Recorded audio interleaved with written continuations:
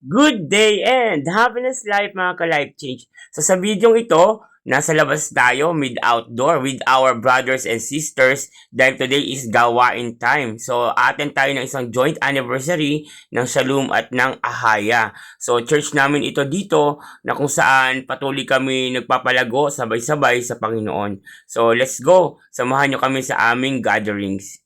So sa video ito, ayan na si Pastor Adonai.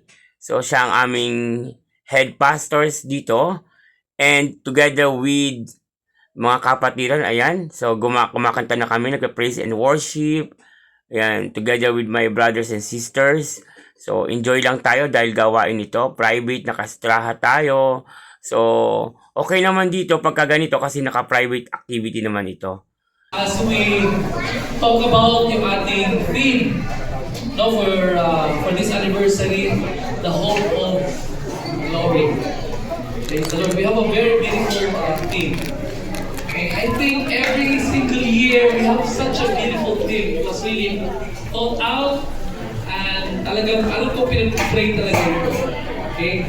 I believe that this is really comes from the Holy Spirit. And by the way, ito ating mga gatherings, these gatherings that we have, we don't just do this for the sake of gathering together and fellowship. There is something that God have orchestrated within us, within our church.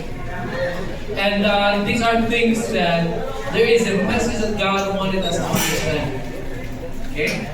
So, don't be so distracted with the nicer things that you're seeing around. You're sitting in a folding chair. Okay, that's nice. That's very good. So from this video, narinig natin kanina yung boses ng aming guest speaker. So Hope of Glory ang aming team. Talaga namang meron tayong kapag-asahan sa Panginoon.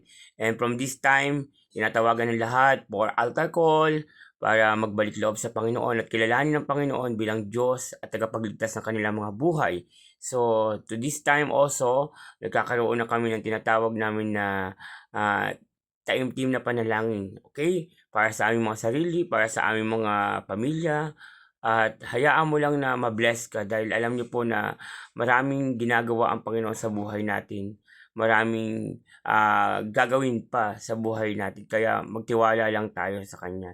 And ngayon, meron mga pa-surprise. Alam niyo ba yan? Yung tipong may parapol dito. So, praise God, nabunot tayo. Nagkaroon tayo ng tinatawag natin souvenir sa kanila kasi nakaupo tayo, guest tayo, di ba? Sa anniversary. And ayan, nabunot ang pangalan natin. Nagkaroon tayo ng gift, isang electric fan na magamit natin sa office natin.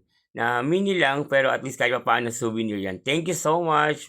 Ayan, so, ayan ating mga kapatiran dahil nag-prepare na tayo also maya-maya ng kainan. Siyempre, after the gawain, merong eating fellowship. So, hanggang dito na lang. Kung umabot ka sa video ito, I hope you like it. I hope na mag-subscribe ka na, like and share. Follow mo na ako, FB Reels, Leonardo Pulitan, Life Change OFW, YouTube channel.